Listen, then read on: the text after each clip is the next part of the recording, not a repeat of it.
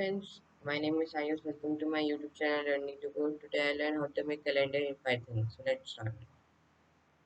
Write import calendar.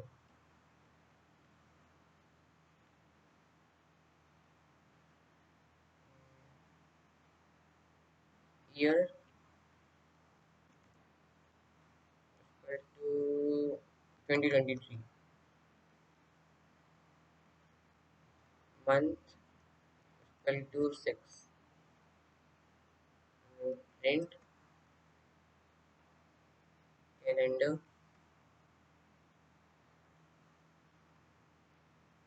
dot month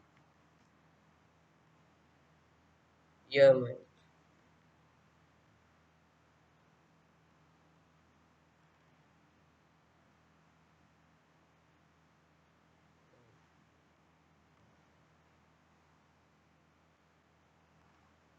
You can see the calendar.